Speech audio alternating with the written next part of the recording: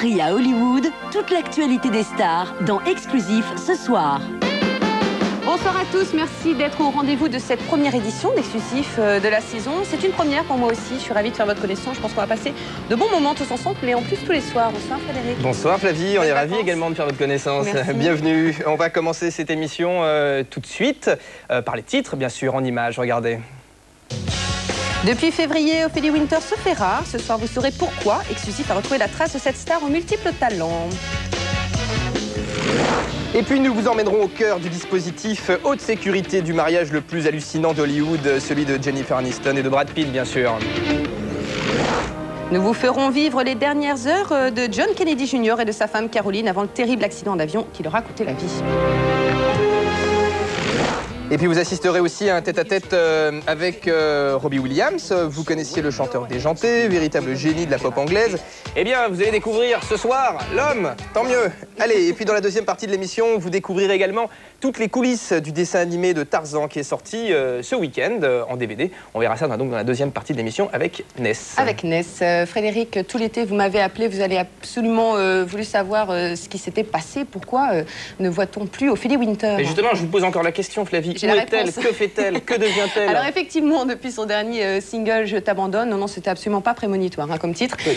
Single sorti il y a un an et après s'être essayée au rôle d'animatrice télé, notamment lors de la remise des Energy Music Awards en janvier dernier sur TF1. Plus de nouvelles de notre blonde pulpeuse nationale. Internationale maintenant, Flavie, internationale, puisque après avoir tourné 2001, Space Travesty, aux côtés de Leslie Nielsen, vous avez pu le voir entre autres dans Y a-t-il un héros pour sauver l'avion et tout ce genre de film. C'est à Sofia en Bulgarie que notre équipe l'a retrouvée. Ouf, donc elle n'a pas disparu. Elle n'a pas disparu, elle est encore en tournage. Dans ce film intitulé She, Ophélie interprète une femme âgée de 2000 ans. Plutôt bien conservée, vous trouvez pas? Pour 2000 ans d'ailleurs, Laurent Lecomte nous l'a confirmé. L'occasion de faire le point avec elle sur l'année écoulée. Regardez. C'est à Sofia en Bulgarie que notre équipe a retrouvé Ophélie Winter. Dans ses studios de cinéma, elle achève le tournage de son prochain film. Cette coproduction internationale est le deuxième film étranger de la star en un an à peine. En effet, souvenez-vous, l'année dernière, c'est à Montréal qu'Exclusif rencontrait Ophélie sur le tournage de 2001 Space Travesty aux côtés de Leslie Nielsen. Pourtant, elle ne prétend pas vouloir se lancer dans une carrière internationale. Je n'ai pas d'ambition précise. On a une boîte de production en Amérique, on en a une en France avec des associés, et puis ça tourne selon les projets qu'on me propose, en fonction de ce qu'on peut faire et si ça correspond dans les temps, dans les critères qu'on a, on le fait, mais je ne suis pas partie à la conquête du monde. Actrice, mais aussi présentatrice télé. Est-ce que quelqu'un passe une super soirée? Merci. C'était en janvier dernier lors des Energy Music Awards en direct et en prime time sur TF1. On a un public d'enfer. Un mois après, elle remet ça, cette fois en vedette de sa propre émission. Mais depuis février, la star est absente du petit écran. Les médias parlent de problèmes d'audience. Ophélie Winter dément. J'ai lu dans des canards que j'avais signé pour faire genre 6 émissions ou un truc comme ça. Jamais de la vie, quoi. C'était vraiment clair avec les producteurs et la chaîne. Donc, et je pense pas, j'ai pas vraiment besoin ni envie d'en refaire tout de suite. Puis j'ai plein de projets secrets et que je ne peux pas dire. Mon cœur, et c'est lui qui fera fondre l'armure de l'ange lunaire. La télé donc et le cinéma, mais depuis 2 ans, date de la sortie de son dernier album Privacy, Ophélie semble délaisser sa carrière de chanteuse. J'habite en France, je suis française, un 3e album, tout est normal. C'est vraiment des trucs à côté, quoi. C'est des petites récréations, mais ma ligne droite, c'est la chanson. Entre ses tournages au Canada l'été dernier et en Bulgarie cette année, Ophélie n'a qu'un seul regret. Tous les étés, quand mes potes sont sur des bateaux en vacances et tout, et qui m'appellent en train de se bronzer, je suis toujours dans des studios en train de galérer à travailler. Et ces sacrifices permettent aujourd'hui à Ophélie Winter d'en tirer certains avantages. Maintenant, j'ai un peu le luxe de me dire je fais vraiment ce qui me plaît quand ça me plaît. C'est horrible de dire ça, mais c'est vrai. Voilà, après Ophélie Winter, on revient tout de suite sur un des événements les plus glamour de l'été. Depuis maintenant le 29 juillet, le cœur d'une très grande partie des femmes de la planète est en deuil. Vous savez pourquoi? Oh oui. Évidemment, Brad Pitt a dit oui à l'héroïne de la série Friends, Jennifer Aniston. Ils ne nous avaient pas rencontrés avant. C'est possible, je viens vous croire. Un mariage évidemment top secret et placé sous très haute surveillance, à tel point que l'acteur avait par précaution réservé l'espace aérien au-dessus de la maison afin qu'aucun paparazzi ne puisse puissent survoler la propriété en hélicoptère et ainsi voler des photos, on va dire. Alors seuls 200 invités triés sur le volet ont eu le droit de pénétrer dans ce bunker où l'entrée était surveillée par des rayons X, un peu comme dans les aéroports. Des personnalités telles que Cameron Diaz, Salma Hayek ou encore Bruce Willis étaient là pour saluer les nouveaux heureux époux. Allez, sans perdre une seconde, direction tout de suite les collines d'Hollywood, au cœur de cette prestigieuse cérémonie. Et puis vous allez voir à quel point la sécurité était omniprésente. Des images inédites d'un reportage signé tout de suite Audrey Lilling. Allons-y. Voici l'unique photo publique du mariage le plus protégé de l'été, celui de Jennifer Aniston et de Brad Pitt. Une cérémonie qui a coûté 7 millions de francs, dont près de 700 000 francs pour la sécurité.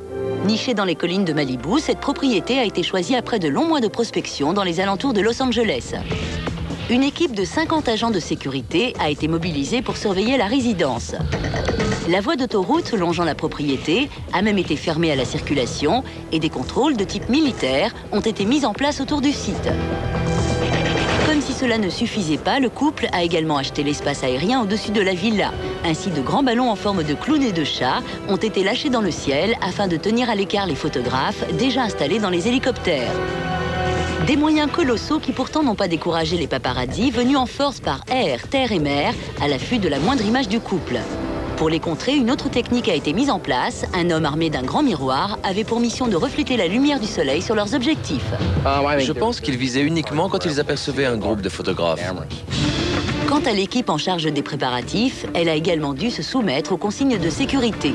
Tout portable, appareil photo ou autre matériel électronique était formellement interdit sur le site. À l'entrée de la propriété, fouille obligatoire et détecteur de métaux rendaient vaine toute tentative de fraude. Pour achever le blindage de ce dispositif, aucun invité ne connaissait l'endroit des festivités. Quant à l'entreprise de transport chargée de les acheminer sur place, l'adresse ne lui a été révélée qu'au dernier moment. Rien, ils nous ont rien dit. Tout ce qu'on savait, c'est qu'on allait avoir beaucoup de travail ce samedi-là. Ils nous ont faxé l'itinéraire et puis on a fait notre boulot. Les 200 invités ont également dû se soumettre à certaines consignes. Parmi eux, Cameron Diaz, Edward Norton et Salma Hayek, ainsi que Matthew Perry et ses acolytes de la série Friends. Autant de stars qui avaient rendez-vous au lycée de Malibu. Sur place, tous ont dû montrer patte blanche en présentant leurs invitations, en échange de quoi ils recevaient un badge. Quand vous regardez une liste d'invités, il y a pas mal de monde. Prenons un exemple, une personne se présente en vous disant « Je suis David Schwimmer ». Mais 5 minutes plus tard, un autre type se présente en disant « Je suis David Schwimmer ». À ce moment-là, ça signifie qu'il y a un problème, donc il faut être vigilant. Munis de leur badge, les célébrités ont ensuite gagné le site du mariage au moyen de l'une des 10 navettes spécialement réquisitionnées pour leur transport. Rien n'a donc filtré de cette cérémonie. Pour vivre heureux, vivons cachés, un adage que Brad Pitt et Jennifer Aniston semblent avoir adopté. Voilà, on quitte Jennifer Aniston et Brad Pitt, on quitte également Hollywood. Tout de suite, direction le Rocher monégasque, puisque le 52e gala de la Croix-Rouge monégasque s'est déroulé ce mois-ci sous la présidence du prince Albert. Regardez ces images. Constituées de 405 bénévoles, la Croix-Rouge monégasque verse chaque année près de 6 millions de francs à différents organismes humanitaires. Pour cette raison, la famille princière était réunie au grand complet autour du prince régnier, qui était en pleine santé après les différents problèmes de santé qu'il a pu avoir l'année dernière. Pas mal de personnalités étaient présentes. Estelle Hallyday, Charles Aznavour, Gina Lollobrigida et également l'animateur de TF1, Jean-Pierre Foucault. Et lors d'un prestigieux repas, les invités ont pu écouter Shirley Bassey, que vous entendez là. Il y avait également un beau feu d'artifice. Très beau feu d'artifice. Allez, dans la seconde partie de l'émission, rencontre avec Robbie Williams, star surdouée de la pop britannique, dont l'album sort en France demain. Voilà, et puis rencontre également avec Christophe Anderson à l'occasion de la sortie de son bouquin qui s'appelle John John ou la malédiction des Kennedy, dans lequel il retrace les dernières 48 heures d'un des couples les plus célèbres des États-Unis. À tout de suite. Tout de suite pour la deuxième partie d'Exclusif. Merci. Jouez à présent avec Exclusif et répondez à la question suivante. Quel est le prénom du second enfant de Madonna? Richie, James ou Rocco? Vous avez la réponse? Alors vite, composez sur votre Minitel 3615 TF1 ou appelez au 0892 704 705. Vous serez peut-être l'un des 2 heureux gagnants d'un chèque de 5000 francs.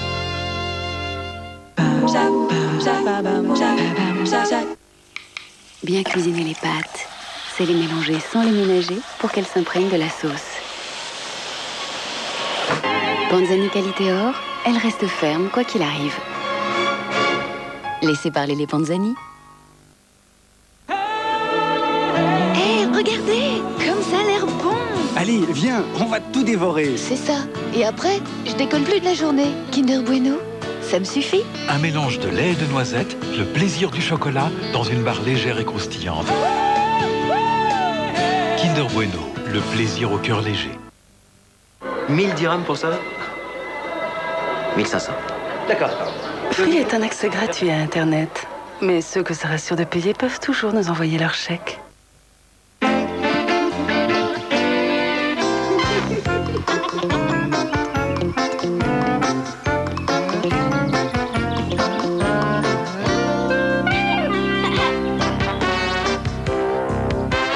Quand on veut apprendre à quelqu'un ce qu'est le goût de la moutarde, on lui fait goûter la moutarde Amora, parce qu'elle est fine et forte à la fois. Amora, par amour du goût. Un jour, du bon chocolat, on avait marre de n'être que du bon chocolat. Il trouva une coquille croustillante. C'est comme ça qu'il devint un Smarties.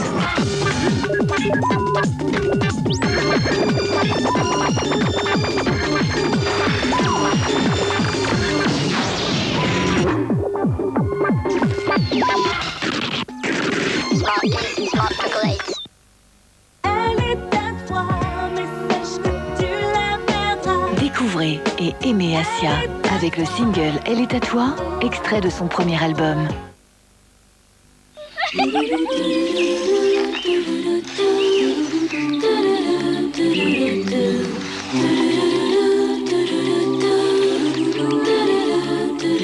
Kiri est à la crème et c'est tout plein de je t'aime. Kiri, le fromage des gastronomes en culotte courte.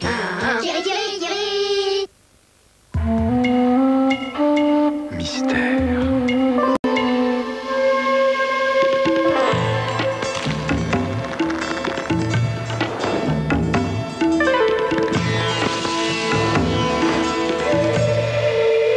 Mystère de Gervais. Sur ma peau, cette sensation. Et si elle durait toute la journée?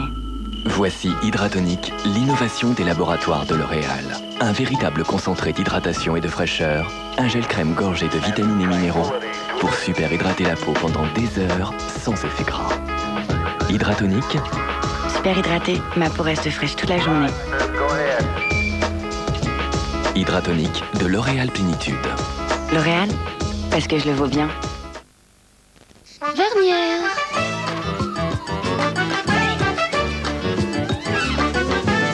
Vernière. Le bonheur est dans ses bulles. Vous faites quoi quand vous avez une petite faim? On ne sait jamais quoi prendre dans ces distributeurs, ça a l'air trop lourd, trop sucré. Aujourd'hui, plus besoin de se torturer, il y a Jockey Petit Encas. Avec ses beaux morceaux de fruits, il est si savoureux. Et avec moins de 5% de matière grasse, il cale toutes les petites faims. Jockey Petit Encas, ça donne envie d'avoir faim. Découvrez les nouvelles variétés Jockey Petit Encas, abricot, saveur vanille et fruits rouges. Danone. Un déodorant efficace pour les peaux sensibles? Moi, j'ai choisi Narta Fraîcheur Douce. Enrichi à l'aloe vera, il respecte la peau même sensible.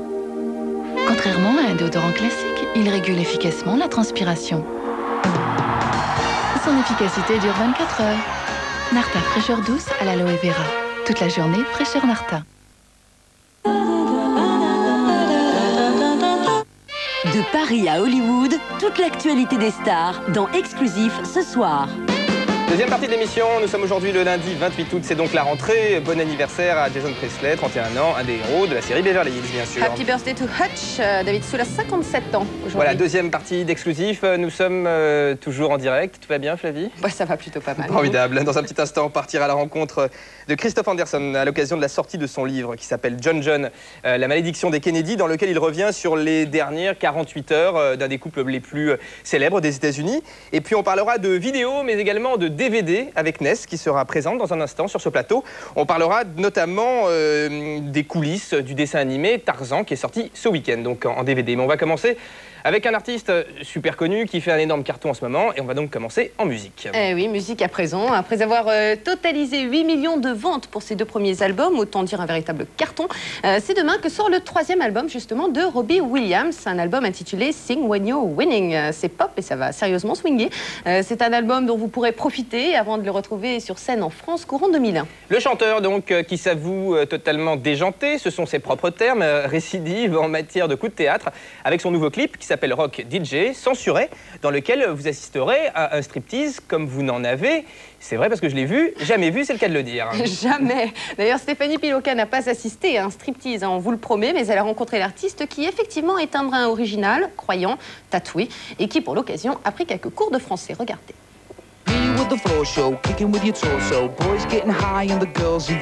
Robbie Williams est de retour. Sing When You're Winning, le nouvel album du surdoué de la pop britannique, sort demain.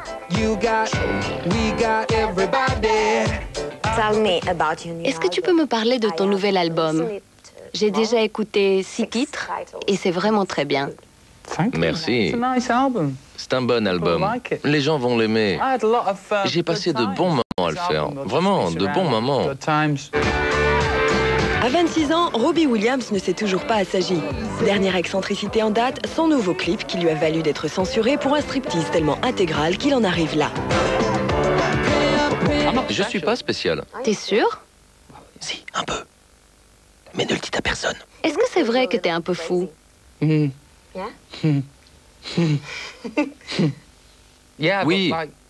mais comme beaucoup de gens, je suis un peu bizarre. Il y a beaucoup de gens qui disent que je suis un peu bizarre, mais au fond, je suis complètement déjanté. Plusieurs fois disque de platine pour ses 2 précédents albums, Robbie Williams entretient son image décalée à la perfection. Quelle est la signification de tes tatouages? Celui-là veut dire que je serai de retour à la maison pour Noël. Ça, c'est Jésus avec de la poitrine. Born to be mild. Et ça veut dire quoi? Born to be mild, c'est né pour être ennuyeux. Un lion. Et celui-là, en haut du bras, c'est Elvis, apporte-moi la sérénité. Parce que je prie toujours Elvis avant d'entrer en scène.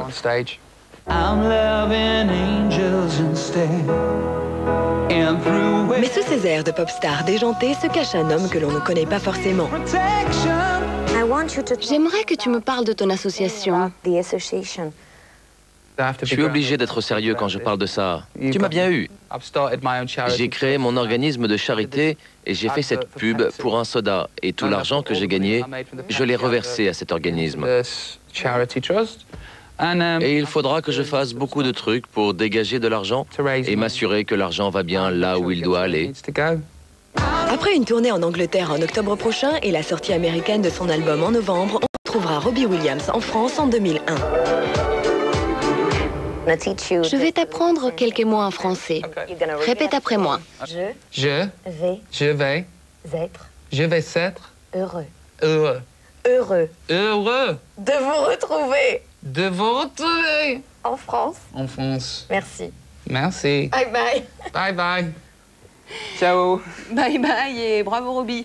Allez, côté radio, première grande rentrée ce matin, c'est celle de l'équipe de RTL, la première radio de France en millions d'auditeurs depuis 18 ans déjà.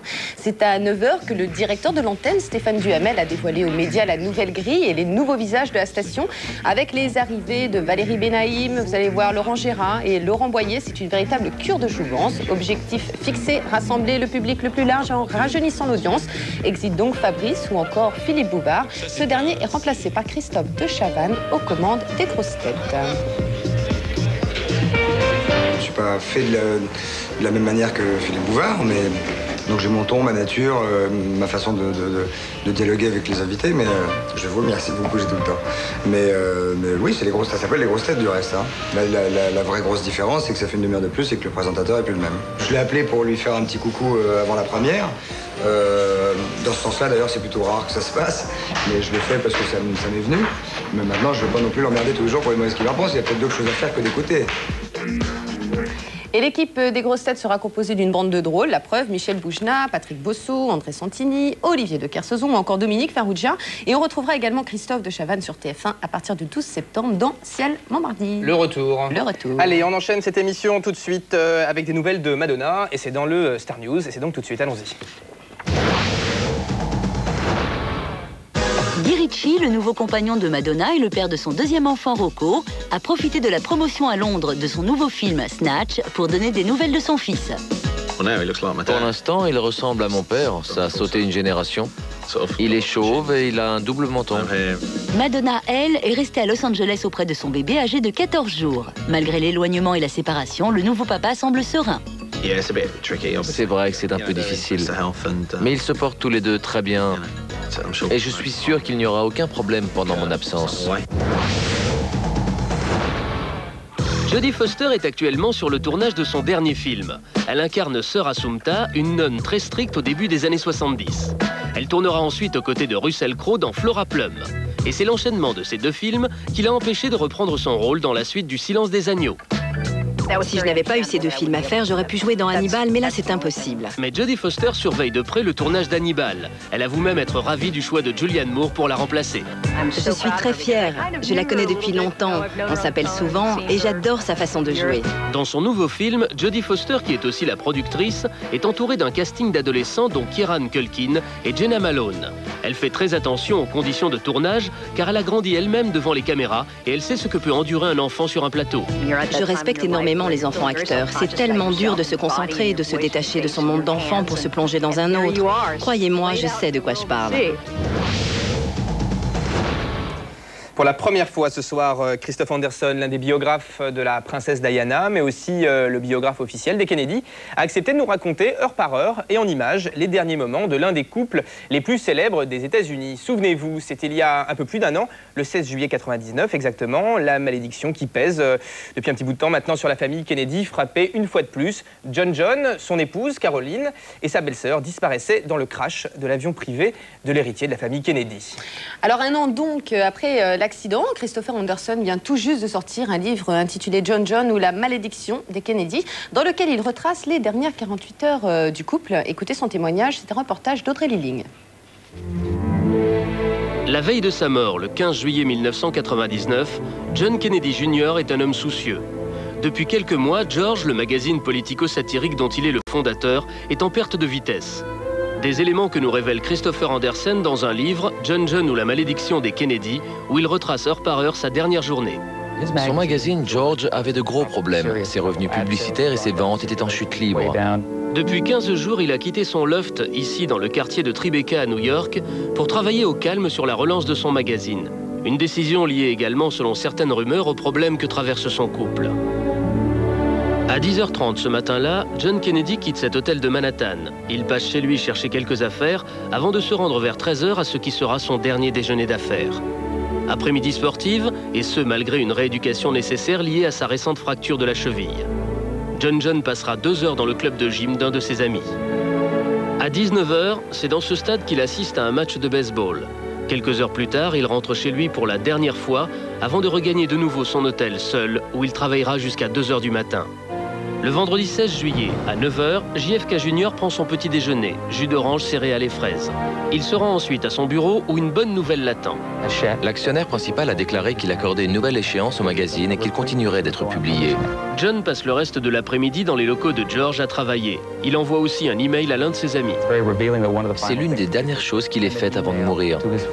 Et l'ironie du sort, c'est que dans ce message, il réconforte son ami qui vient de perdre sa mère. Seulement celui-ci n'a lu son courrier qu'après l'accident d'avion. Pour lui, c'était comme un message d'outre-tombe. Il est 17h quand John Kennedy Jr. appelle sa sœur Caroline qui passe ses vacances en famille dans l'Idaho. Ce sera leur dernière conversation. Tout naturellement, elle lui a dit « Fais attention à toi ». Il a répondu « Ne t'inquiète pas, je ne prendrai aucun risque ». Au même moment, Caroline, sa jeune épouse, choisit une robe dans ce grand magasin new-yorkais pour le mariage auquel il s'apprête à se rendre en avion sur l'île de Martha's Vineyard. Dans moins de 2 heures, à 18h30, elle doit retrouver son mari et sa sœur Lorraine Bessette à l'aéroport. Ils sont tombés dans les embouteillages du week-end. Ils ont pris 1 heure de retard, repoussant ainsi l'heure du décollage. À 20h38, John Kennedy, Caroline et sa sœur Lorraine décollent enfin. Avant de partir, John achète une bouteille d'eau et quelques fruits dans la boutique de l'aéroport. Le caissier lui aurait souhaité bon vol, ce à quoi John aurait répondu « Tout se passera bien ». Alors on n'est pas que tous les deux. Hein ce serait dommage. Ness est avec nous tous les soirs. Et le lundi, c'est le jour... Ça commence très fort. Le lundi, c'est le jour des sorties vidéo. Allez-y, aidez-moi, Fred. Oui, vidéo et DVD, exceptionnellement. DVD maintenant, parce que c'est en plein cette année. Mais c'est normal, parce qu'en fait, ce qu'on sait pas, c'est qu'on rigole pendant les magnétos un petit peu. Donc voilà. Donc c'est très bien, c'est vivant. Oui, alors, les DVD, normal qu'on en parle, puisqu'il y a 5 millions d'unités de DVD, donc ils sont vendus l'année dernière. Et on compte, tenez-vous bien, en vendre 100 millions en Europe d'ici fin 2000. Donc c'est inévitable, on se devait de traiter le DVD. Donc la grosse sortie DVD en ce moment, c'est l'irrésistible Tarzan, dont on parlera en deuxième partie de cette chronique. Pour l'instant, place à la sélection vidéo de la semaine, avec au programme tout un festival d'humour et d'action en compagnie de Martine Laurens. Vous retrouverez également Eli Kaku dans Monsieur Naftali, son dernier film avant sa disparition. Et puis enfin, si vous êtes fan de foot et des Bleus comme nous, je vous propose une cassette qui s'intitule La victoire historique Euro 2000, grâce à laquelle vous allez pouvoir revivre tous les moments du fantastique parcours de notre grande équipe de France dans cet Euro 2000. Le point tout de suite en images. De France-Danemark jusqu'à la finale France-Italie, Gilbert Melki, Alice Evans sont aux côtés de Eli Kaku qui interprète Monsieur Naftali dans la comédie du même nom signée Olivier Chatsky. Monsieur Naftali coule des jours paisibles dans une maison de repos qu'il adore et qu'il va devoir quitter. Une fois seul dans la ville, il rencontre des gens bien, certes, qui malgré tout ont autant besoin de repos que lui. Oh, on dirait que vous bandez, Naftali. J'ai pas fait exprès. Ça ne se renouvellera plus. Ah, dis donc, t'es sûr qu'il a pas un peu chié, là? Qui? Il couche avec Edgar, je l'ai vu sortir de sa chambre. Mais j'ai rien fait. Révélation de Bad Boys aux côtés de Will Smith, Martine Laurens vous donne rendez-vous dans Flic de haut vol. Il y interprète Logan, un voleur qui a tout juste le temps de cacher un énorme diamant dans un immeuble en construction avant de se faire arrêter. 2 ans plus tard, il sort et tente de récupérer son joyau. Seul petit hic, l'immeuble est devenu un commissariat. Équipier quoi, c'est comme un mariage. Ce serait plutôt comme un coup d'un soir. Ouais. Merci beaucoup, monsieur l'agent. Voilà pour la sélection vidéo de la semaine. Chose promise, chose due. On va maintenant parler de DVD avec déjà un classique. Oui, Tarzan, un sex symbole connu de tout et de tous, hein Flavie? Oui. 88 ans après sa première apparition publique, Tarzan, l'homme singe, reste l'un des personnages les plus populaires de tous les temps. Il a été créé en 1912 par l'écrivain Edgar Rice Burroughs et depuis, les 27 romans et recueils et les nouvelles et tout se sont vendus à plus de 60 millions d'exemplaires dans le monde, ce qui est énorme. Alors grâce à cette adaptation signée des studios Disney, on découvre à l'écran les personnages, l'histoire, l'émotion que décrit Rice Burroughs dans son livre, avec en plus une touche de modernité, puisque Tarzan est plus fun, plus casse-cou. Donc on va tout de suite, je vous propose de revenir un petit peu sur la fabrication, la production de ce chef-d'œuvre. Regardez. Allons-y.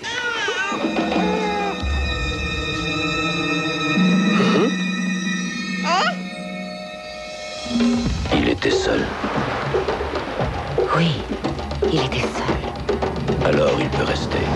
La principale difficulté pour l'équipe de ce 37e long métrage des studios Disney était de retranscrire parfaitement l'univers de Tarzan.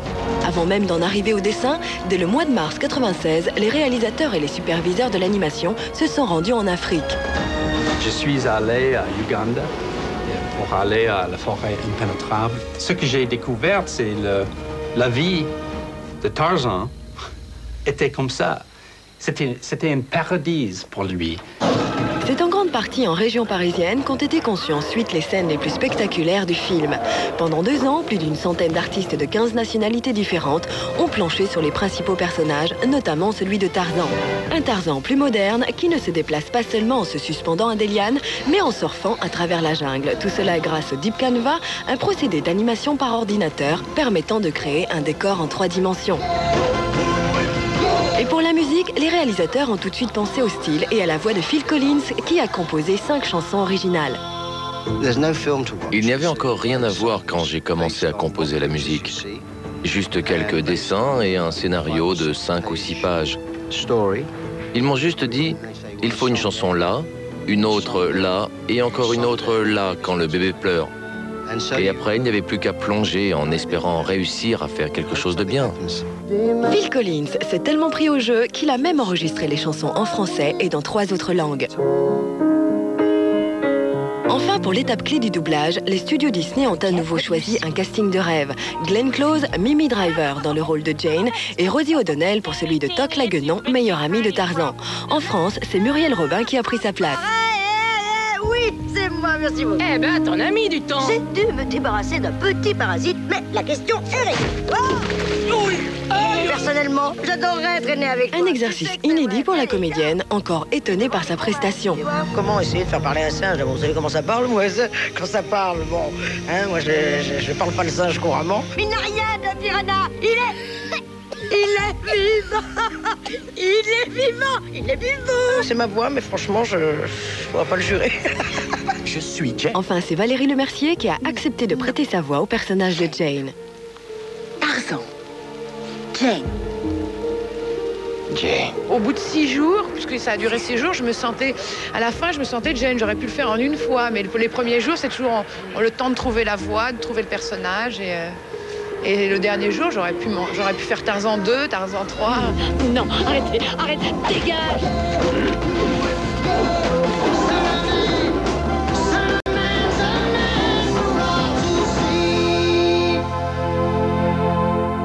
Voilà pour Tarzan qui est sorti ce week-end en DVD. On va parler un petit peu d'Internet maintenant, Ness. Oui, un petit coup de cœur. Vous savez que pour le 25e anniversaire du film Les Dents de la Mer, donc le DVD est sorti bien sûr en juillet qui fait un carton, et il y a un site exceptionnel, ça s'appelle jaws25.com, l'adresse est affichée. Et donc c'est un site d'infos bourré d'informations exclusives. On y retrouve quoi, les coulisses du tournage, tout ça, des photos et voilà, tout. des séquences vidéo quand ils tournaient pendant le tournage, donc, et des jeux, de la bande-annonce originale, enfin il y a plein de trucs. Voilà. Tout ce qu'on trouve sur Internet en gros. Tout à fait, c'est hyper riche et c'est très sympa. Merci beaucoup Ness, on vous retrouve demain. On parlera de cinéma bien sûr, j'ai de musique. Allez, je vous rappelle le titre principal de cette édition. C'est donc parti pour l'animateur Christophe de Chavannes. Le présentateur faisait ce matin même sa rentrée sur les ondes à la radio, à la tête de l'émission Les Grosses Têtes bien sûr. Et pour retrouver toutes les informations sur cette émission avec Christophe de Chavannes et le reste, c'est le 3615 code de TF1.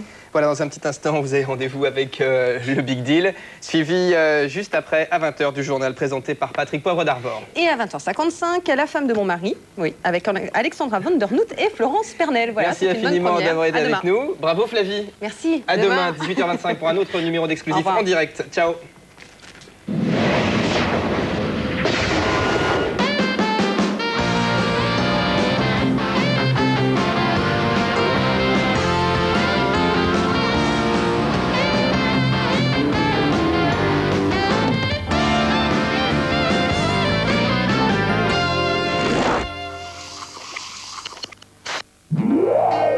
Dans un instant, Walker Texas Ranger.